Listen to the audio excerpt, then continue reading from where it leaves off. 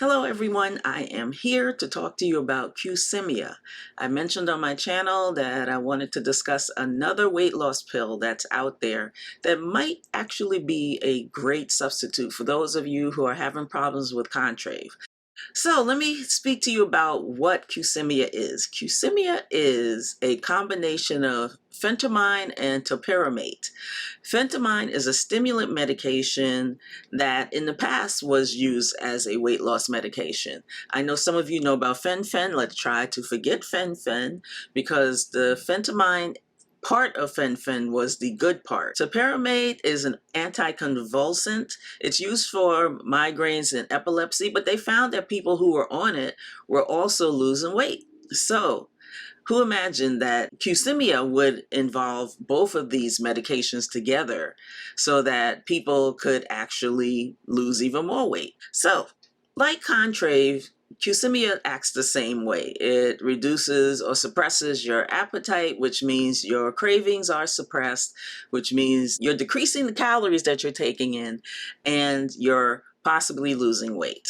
The good thing about Qsymia, which is not the same with Contrave, is you only take one pill a day in the morning.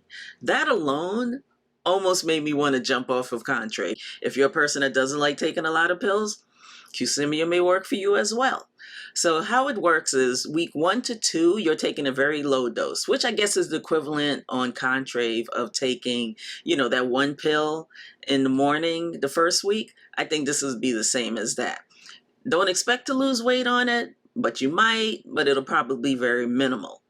So then after that, when you get to week 3 to 12, this is like the point where you could go one way or the other. You can either stay at the 7.5/46, or if your weight loss is lower than 3%, you're going to continue on to the next dose, which will take you to the top dose. Let's compare the side effects of Qsymia and Contrave.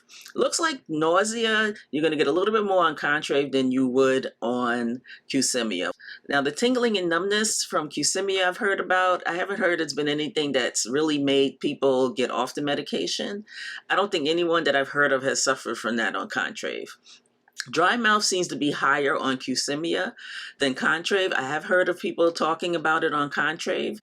Constipation seems to be, they're not neck and neck, but a little bit less of a side effect on Qsymia than Contrave.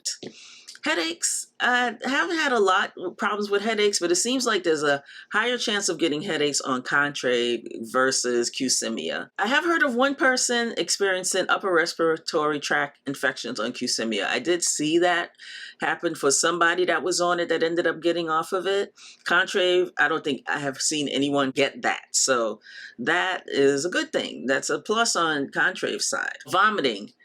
No, haven't heard of any vomiting on Qsymia, but I don't know. I figure if people are suffering from nausea to that extent, they may be experiencing vomiting on Contrave. So if that's a big issue for you, then Qsymia may be the thing for you. Dizziness, for those who may be having a problem with it, you may have to toss a coin on that because they're only like a 1% difference between Contrave and Qsymia. So the ratings for both, let's look at this. Qsymia has an average rating of 7.7 out of a total of 561 reviews on drug.com. And it says 71% of reviewers reported a positive experience, while 15% reported a negative experience with Qsymia. Whereas Contrave has an average rating of 6.6 out of 10, from a total of 1,961 reviews on drugs.com. 55% of reviewers reported a positive experience, while 25% reported a negative experience.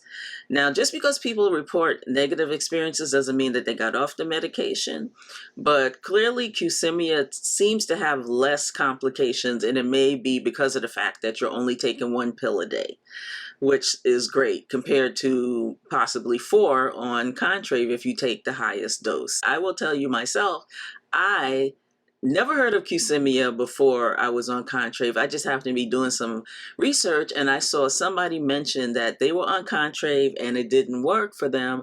And so they ended up switching over to Qsymia and they were like, wow, this really works. And I was able to lose more weight as well.